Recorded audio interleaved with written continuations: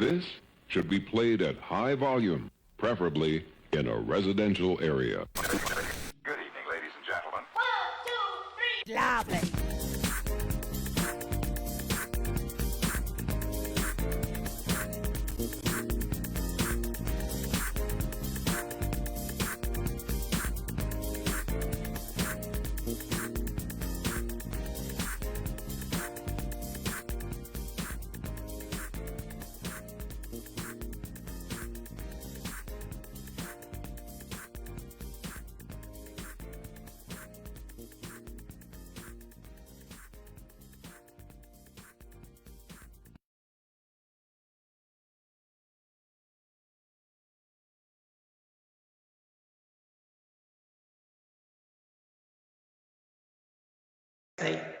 Yes, it's George. He's up to his old tricks, isn't he? So, but never mind. Thanks to our little gremlin, we've managed to somehow get online. So we're good to go. But we're going to be quite speedy. We'll have to do everything in double time, I think.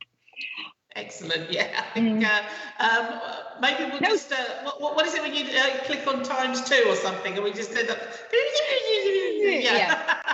I think we'll probably have to do that. We've got no time for anything. Good night. No, we haven't. Okay, right, moving on then. Are you okay? I'm well. Yes, thank you. Another week. February. It's. Last time I saw you was January. So now it's. We're into the second month of the year already. So a little stretch in the evenings, which is welcome. The weather's a bit grim and depressing though, but and it's not looking great for the coming week either. But aside from that, not too bad. Let's How about dwell yourself? on that. No, I'm fine. Yes. Yeah, I think that kind of sums it up really. Yeah. January blues into February.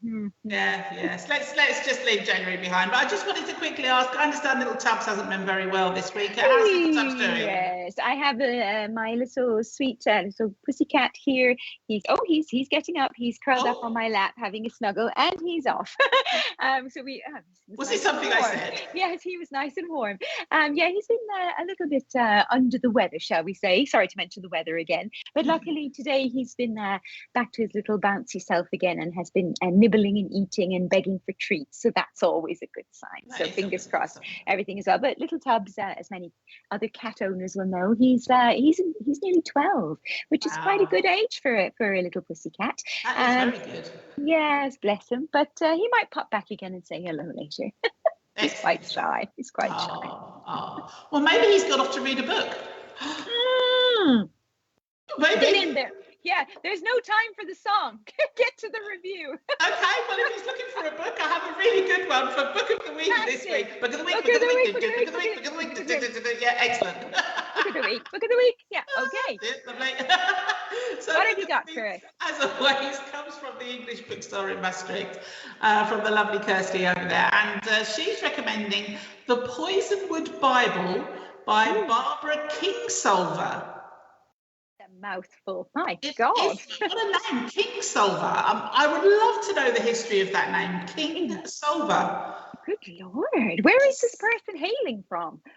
Now you're asking. Oh no, I was wondering, American, British, New Zealand, she's American. She is American. Okay, I can tell you that. But apart from that, I don't know anything about her name. But that would be definitely one to dive into, I reckon. But this is a story which is told from the point of view of the women of the Price family and spans 3 decades. And it follows their move from small town America to the Belgian Congo in 1959 as part of their father's missionary work. Yeah. They bring along everything they believe they will need, from plant seeds to the scripture, but find their plans don't take root in the African soil. Apparently this is a big epic tale of a family falling apart and the individuals rebuilding their lives. While some of their daughters stay in Africa, others return to America. All are deeply changed by their time in a small village in the Congo. Apparently the plot can be a little dense and thought-provoking, and so is the narration.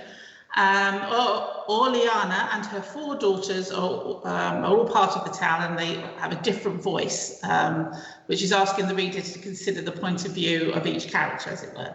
It's not a light read, but or a fast-paced adventure, but it's clever, complex, and looks at absolute truths, human rights, colonialism, and doesn't give answers so much as it weaves a story that asks the reader to consider these things.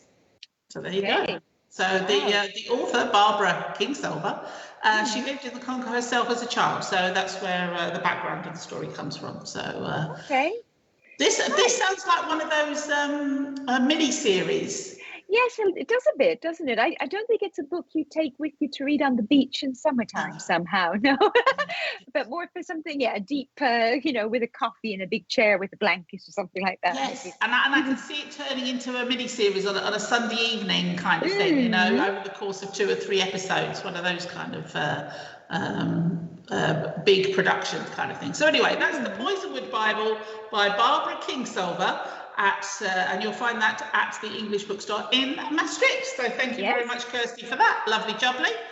And as we're speeding along, I think we probably should delve straight into Cristina from the Maastricht, who's got some out and about tips for us. I know, it's so speedy. Go, go, go. Hello, it's Cristina from the Maastricht and my Krop the Schnauzer. I mean, what can we say? The weather is terrible, terrible. Stay safe, don't get blown away. And it's a perfect opportunity to take advantage of going to the theatre and other indoor activities. And I've got some tips for you this weekend. Oops. He's not interested. So it is that time of year. If you are new to the Netherlands and new to Maastricht, you won't have come across this before, but it is the time of year when Carnival is creeping up on us. Carnival is mad. There's no other way to explain it. It's just mad. There's people on the streets. Everyone is in costume. You feel very self-conscious if you're not wearing a costume, and people go big, huh? Big costumes, things you can't imagine. People make them themselves, they do their makeup, their hair, they spend a long time on this, and it's super fun, but obviously hasn't gone ahead the last year. And the Carnival people are trying to rectify this year. The burgemeesters and the carnival planning people, the party people, they're trying to come up with a solution because everything is open now. Carnival must happen. It's a big part of the culture, especially in Limburg. So there are talks of how they are going to make Carnival work. Just so you know, the city is going to explode somehow between the 27th of February and the 1st of March. So if you're a Carnival goer and you're really looking forward to this, great. And if you're not, I'd book your tickets out of town. Firstly, I do not know how to say this name. I think it's Igone de Jong. If she'd like to correct me, that's completely fine, and I apologize. She is a ballet dancer, really has had the most fantastic career around the world and with the Dutch National Ballet. She's doing a solo show. She's coming kind of towards the latter part of her career. She's doing a solo show. It's got live musicians and occasional partners with her. It should be very beautiful and an expression of her grace and her wonderful career that she's had. She's performing lots of different pieces that she has from different choreographers over the years. That will be in Heerlen on the 5th of February. And if you can't make that and you really like the idea, there is another performance in the Theatre aan het Vrijthof on the 12th of March, so you can catch her on 2 occasions. Or if you love the first so much you want to go again, you have that option too. Also on the 5th of February in Kerkrade is Pop Hub. Every first Saturday of the month they have this event where they're showcasing new or lesser known local bands. So this Saturday it will be a band called Pure Sounds. They do acoustic versions of very beautiful songs, and you can have a listen to them right now. Run past the waver one past all the lights. I feel it crashing and burning till it all collides. One thing to notice is that the price is very cheap. It's €2.50. So if you want a very reasonable evening out listening to some pop rock music, that's one to check out every month. You can check that out the first Saturday of the month in Kerkrade. So looking forward, Thursday the 10th at Theatre en het Vrijthof, there is a dance show by Burning Bridges called Furia. Furia is the Spanish word for anger. It's a dance show and it's kind of expressing anger felt by women and the layers and different emotions surrounding anger. It's quite a personal journey. It's with live music, and the musicians and the dancers, they've drawn on their own experiences, their own diary entries, memoirs. So it's quite intimate, quite personal. And I think it should be really dynamic and probably quite moving and a bit confrontational in places. Thursday the 10th, the Vrijthof Theatre. And just to give you another indoor activity, did you know there is a bowling alley in the centre of Maastricht near the Sphinx? What could be more fun in these times and with this terrible weather than to grab 3 other friends and go bowling? It's a good evening's entertainment. I'm terrible at bowling and I still enjoyed it. And I even got a strike, which I can prove with this picture of the scoreboard. They have lots of snacks, they've got great music. And it's very reasonably priced. You can get a lane for 1 hour for €30. Split that between 4 people. Thoroughly enjoyable evening. That's all this week. Enjoy your week. You can start planning for Carnival, and hopefully this weather will do a turnaround because, yeah, we can't stay like this forever, can we? Okay, bye. Oh, thank you, Cristina, the lovely Cristina from Maastricht there, with some top tips. She was mentioning 10-pin bowling, Tracey. Have you been 10-pin bowling? I haven't been 10-pin bowling for many a year, to be honest with you. Yeah, it was quite kind of the thing to do at one point, wasn't it? You'd kind of get together and combine it with food and drinks and everything, and there were teams and shirts and all this kind of stuff. But no, I haven't. Gosh, I can't remember the last time. It's really a long time ago. How about you? Oh, I can't remember. I really can't remember. I know. I have a vague memory of doing it, but when it was, God no. I mean, literally, must be 20 odd years ago, something like that. I just don't know. I don't mind the idea of throwing the balls and everything, but it's the sharing of the shoes that bothers me. I mean, you just never know, and I don't know. Even more so these days. Oh God, yeah, you have to bring your own. But it's I think it's probably kind of a fun thing to do. But I guess maybe it's back in style again. Maybe, yeah. Well, it'd be a nice thing to do for people this weekend anyway. So it's well worth checking that out. So moving swiftly on, because we're going like a steam train at the moment. I think it's time for people to relax, put their feet up, because it's time for This Day in History. Yay! No time for pleasant things. Lucy and Katrina from Meet Maastricht are waiting in the wings, so we've got to move on. Today it is Thursday, the 3rd of February, and on this day in 1815, something very pleasant happened. The world's first commercial cheese factory was established in Switzerland. Oh, I love cheese. Oh, we love cheese on the Maastricht edition. Oh, and I love Switzerland too. It's also quite a cool spot. Oh, very exciting. Yes. And on this day in 1924, Canada beats the United States to retain the Olympic ice hockey gold medal, which was won at the 1920 Summer Games. So this in 1924 at this time was the first Winter Olympic Games, and they were playing ice hockey in the Summer Games, which seems really bizarre. How confusing. Yes, very confusing. In 1928, on this very day, paleoanthropologist Good job. Very much. Davidson Black reports his findings on the ancient human fossils found at Zucudian in China in the journal Nature and declares them to be a new species. He named them Sinanthropus pekinensis. We know them as Homo erectus. Okay. In 1959, yeah, exactly. In 1959, on this very day, it was a little sad, the day the music died. It was the plane crash that killed musicians Buddy Holly, Richie Valens, J.P. Richardson, and the pilot near Clear Lake, Iowa. Buddy Holly, big fan of Buddy Holly.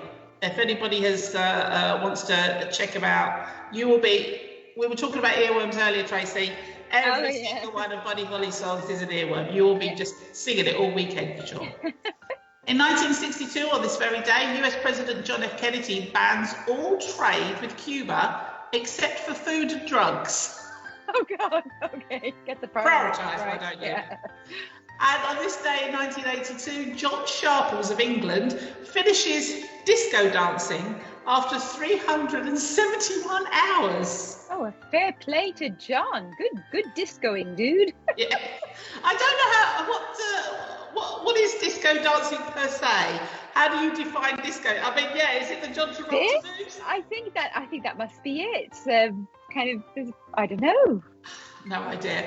On the 3rd of February 1998, stamps commemorating Diana, Princess of Wales go on sale in the UK. And in 2018, Moscow has its heaviest snowfall in a day, killing one person and bringing down 2,000 trees. Oh my gosh, that's a lot of snow. Good. That is a lot of snow.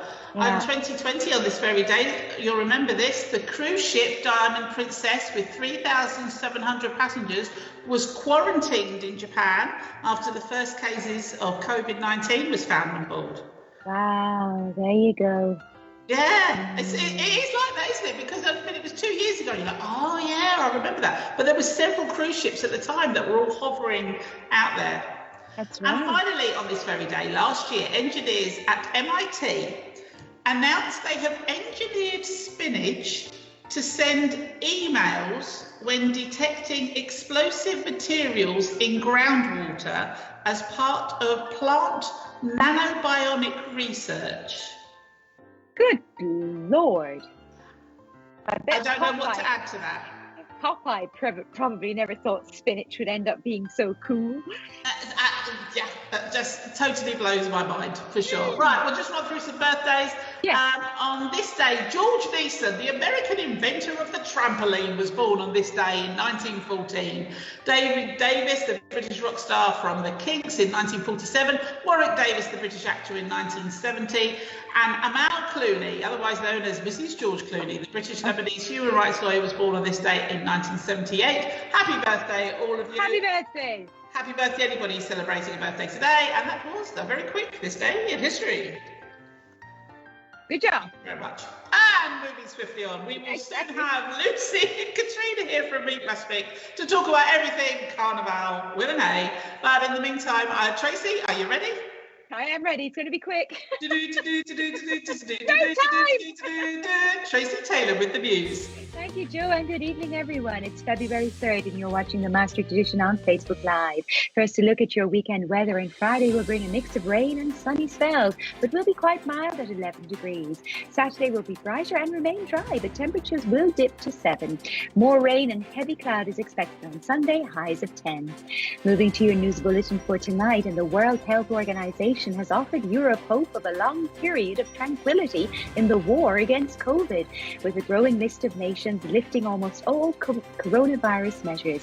The European WHO director spoke of a ceasefire that could bring us enduring peace, with high vaccination rates, the milder Omicron variant, and the end of winter in sight. He cautioned, however, that the optimistic scenario required countries to continue to pursue vaccination campaigns and surveillance to detect new variants. Dutch Health Minister Ernst Kuipers has announced in a letter to the House of Representatives that the government will enforce a 9-month limit on the validity of coronavirus vaccination certificates from Friday, February 4th. These vaccination certificates are currently used by millions of Dutch citizens and residents to gain access to events, cinemas, museums, and restaurants. Nightclubs throughout the Netherlands are planning to open their doors again on February 12th in protest of their continued closure because of the coronavirus pandemic. Clubs and cafes currently have to shut at 10 p.m. and have been closed for almost 2 years since the coronavirus hit the Netherlands. Nightclub complex Maastricht will be joining the protest and opening its doors next Friday. Police flags will hang at half-mast tomorrow at all police stations in Limburg to commemorate the 2 German agents who were killed this week. The 2 officers, a 24-year-old woman and a 29-year-old man, were shot dead near Kaiserslautern on Monday. They had pulled over a car in a routine control check. 2 suspects have since been arrested. Major oil terminals in some of Western Europe's biggest ports have fallen victim to a cyber attack. Prosecutors have launched an investigation into the hacking of oil facilities in ports like Antwerp and Rotterdam. Germany was also hit, and the EU's Europol police agency has said it will offer support to authorities.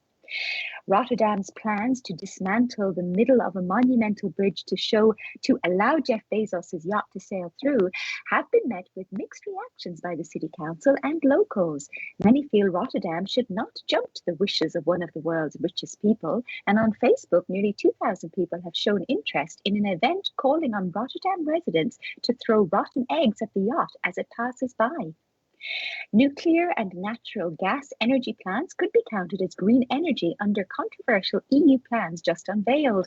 The European Commission says it has decided that both types of energy can classify as sustainable investment if they meet certain targets. But the move has divided the EU and been fiercely opposed by some members.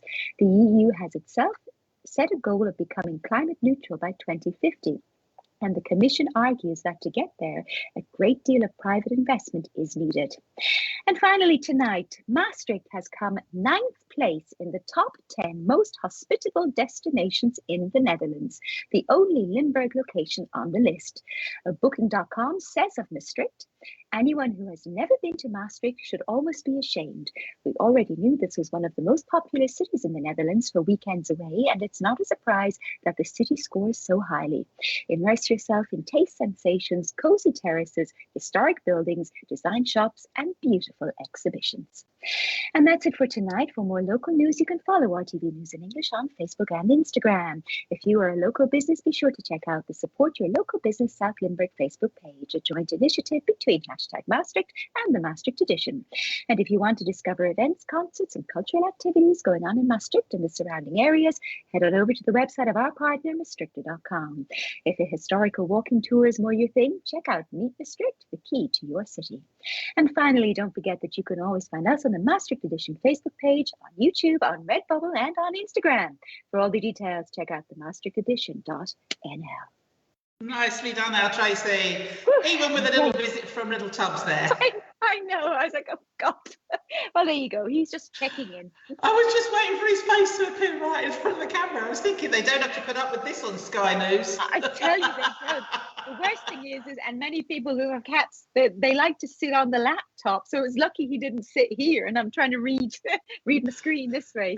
Anyway, but good. Moving on. It's 20 to 9. It's time for our guests. It is. We've got them coming in right now, I believe. The lovely Lucy and Katrina from Meet Maastricht. There they are. Good evening, ladies. Hi. How are you? Oh, okay. I think we sense your feeling. Yeah, it is like that, how to put into words the managing really, but also looking forward to a livelier sort of existence than we've been having. Well, this is what we're looking forward to, and obviously what we're talking about this evening is Carnival, which is all about getting out, being sociable, being lively, being together. So let's crack on with this, because of course for the last 2 years we haven't had Carnival in Maastricht as we know it. Yeah. Yeah, and it is still very much up in the air as to what's going to happen this year. We don't really know.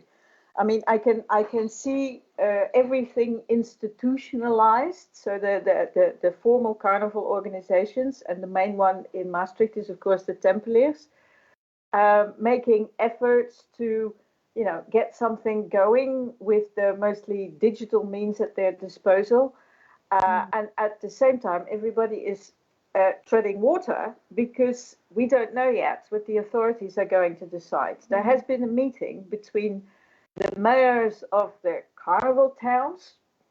That's a no one.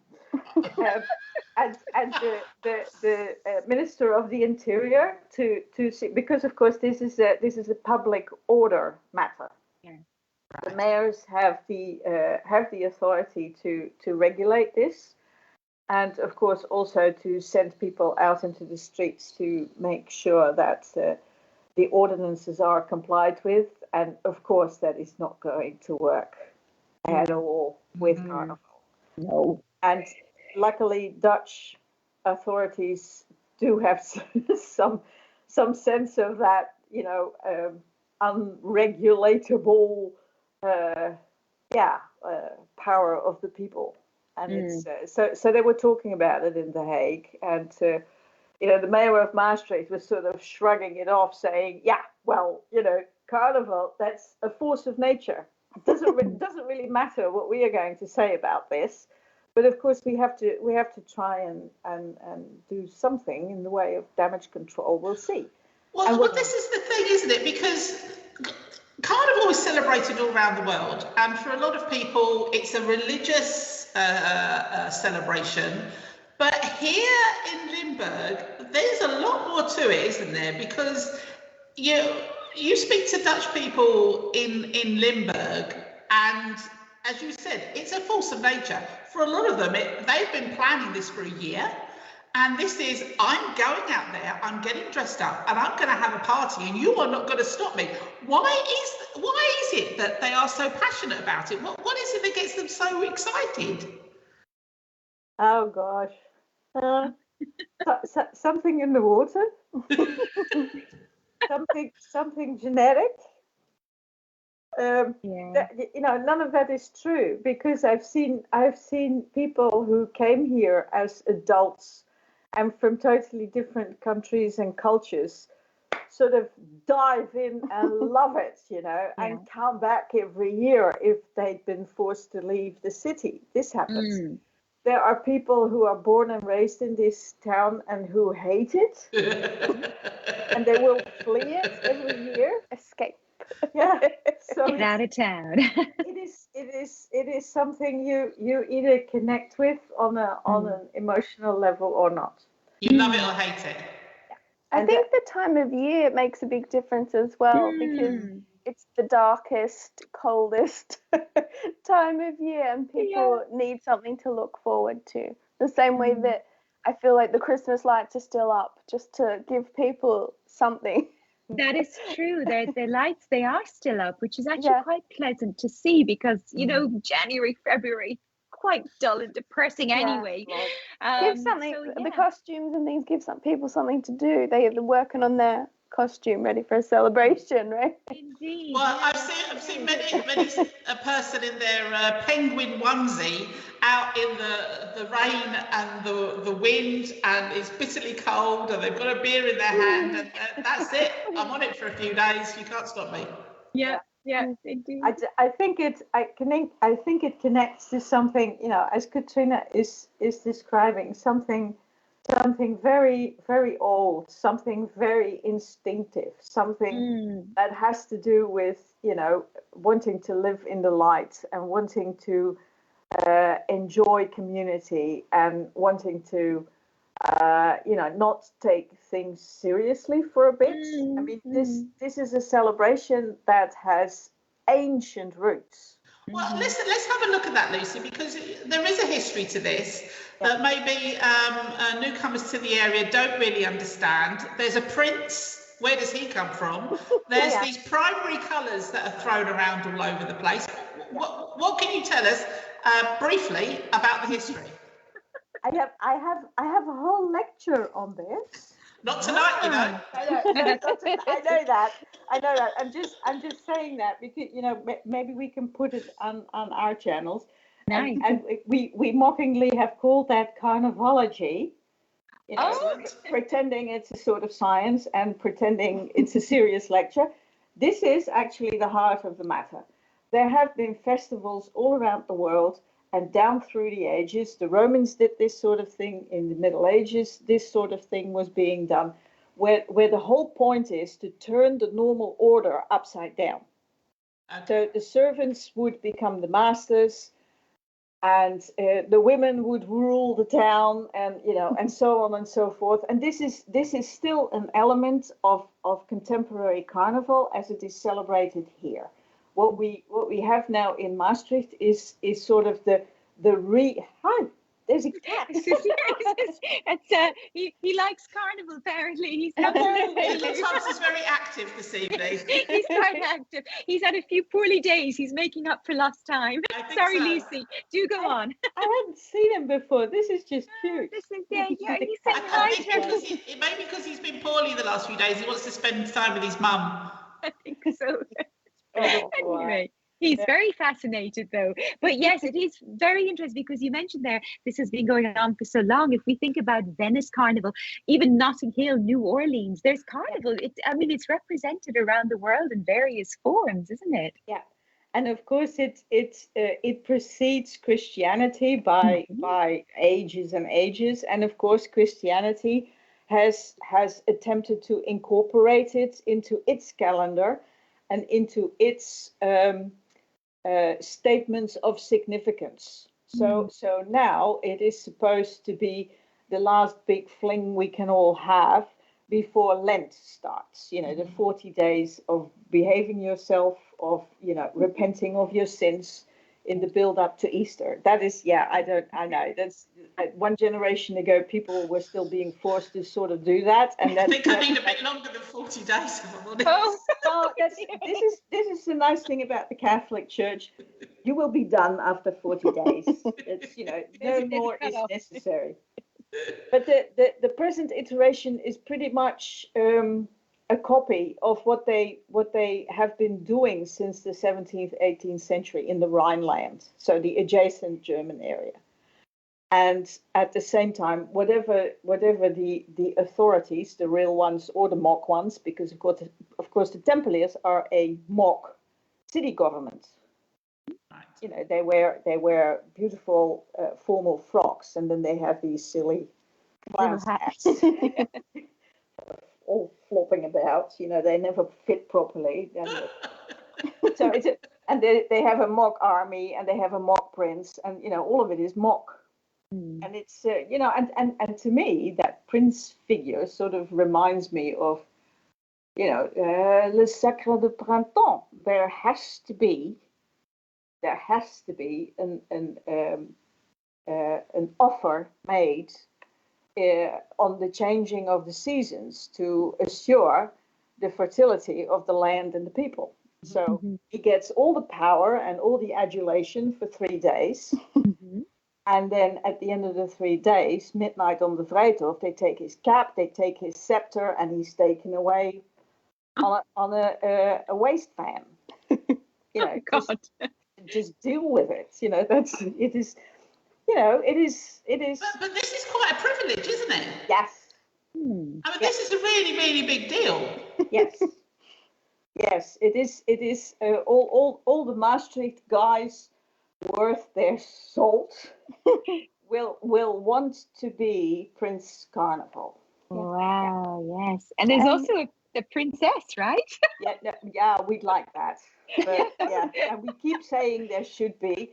And last year, the mayor, a girl herself, sort of appointed on her own authority a princess, and the Templiers just basically ripped her head off. So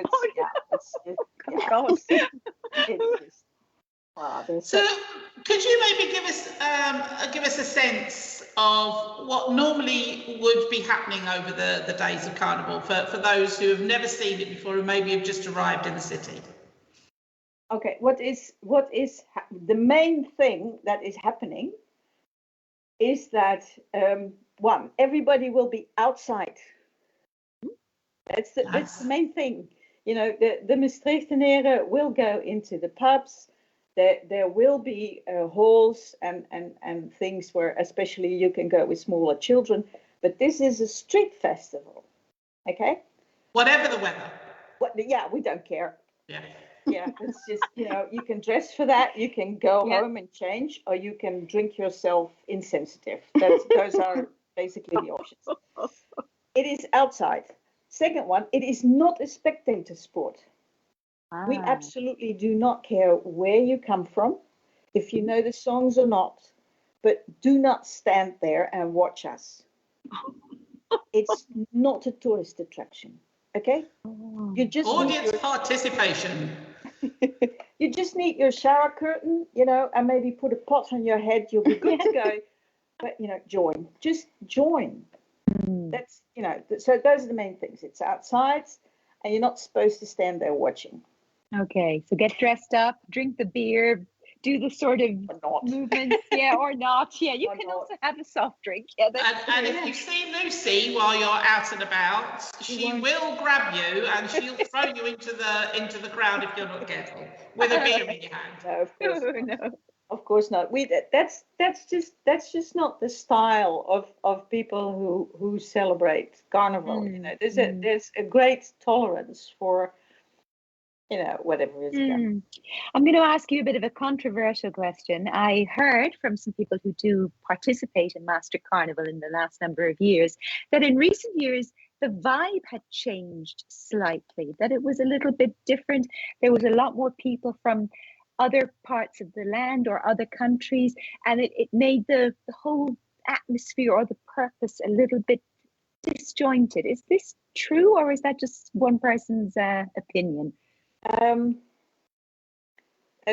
First off, historical fact, things change. Yes, all the time. Yeah.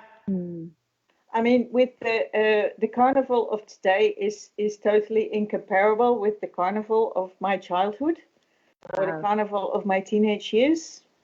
Things change, but you know, the intention of being outside and joining in is exactly the same, no matter what shape it takes.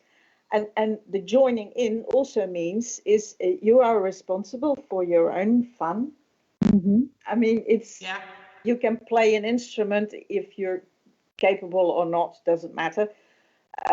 You can have silly conversations with strangers all around you, or you can go and sit on a wall and expect people to be cute. You know, that's... I think it will also be interesting coming back to Carnival after a break. Yes. Whether it feels different, whether there's a sort of renewed, you know, enthusiasm. Yes.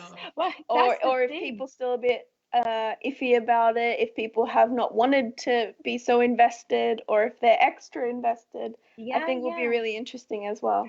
I think you're right, because it could go either way. You might have people who are still nervous about being in such a large group at one time, and others who think, "Oh my God, it's like Christmas has come again. I'm gonna definitely. You know, wear 20 costumes and then drink twice the amount of beer or whatever." So, but it's hard. I guess first we have to find out what exactly the plan is going to be and what will be allowed, what's not going to be allowed. But you're right, Katrina. It's quite going to be interesting. Well, we're going to find out hopefully in the next week or so what the plan is. But something we can definitely find out now. We don't have much time, I'm afraid, girlies. But please, Katrina, fill us in with what's happening with Meet Maastricht. What tours you've got lined up now that we're allowed to get out and about? Go. Well, like we have for most of the pandemic, we've got a big menu of walks and rides to choose from, and we have found that it's, especially I suppose with the weather and with everything going on, people's schedules are all over the place.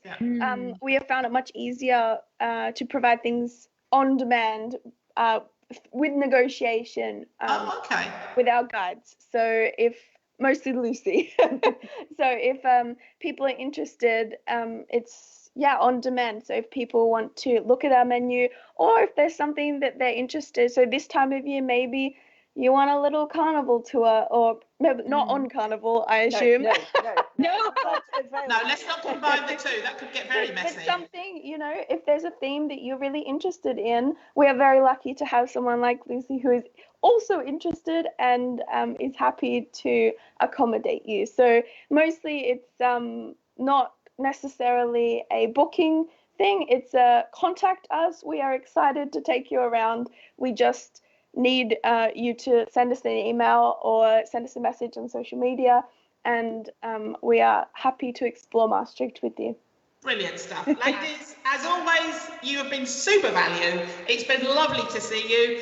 I'm sure the Australian side of the family have been tuning in as well, Katrina. So we say hello to Mum and Dad over in Australia.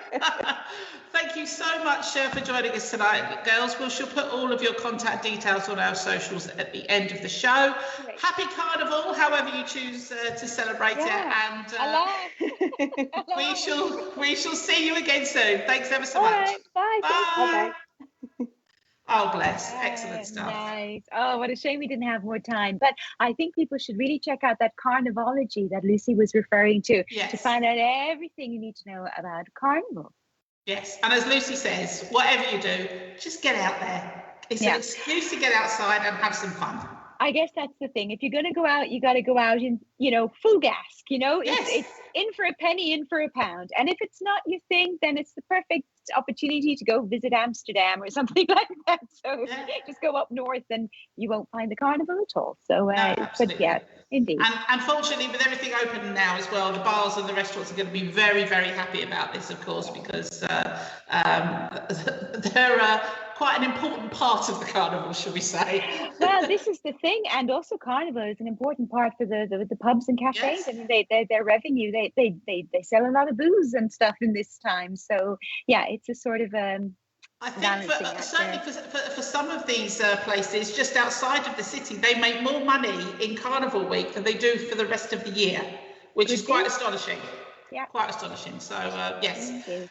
Lucy says get out there. You have to do what Lucy says. Well, you have to. I mean, it would be rude not to. And Lucy knows. She's like the oracle. So, I mean, yeah. She is, absolutely. Exactly. And if you're not doing Carnival, just go on one of their tours. You'll love it. There's so much to learn about the city. We have unfortunately run out of time this evening. We're very sorry once again that we were a little bit late this evening. The technical gremlins got into our system again. But we shall be back next week, hopefully at 8 o'clock next Thursday. We fingers crossed. Have a lovely weekend, however you choose to spend it, and we shall see you again next Thursday. Thanks for joining us tonight. Bye for now. Bye. Bye. Little tub.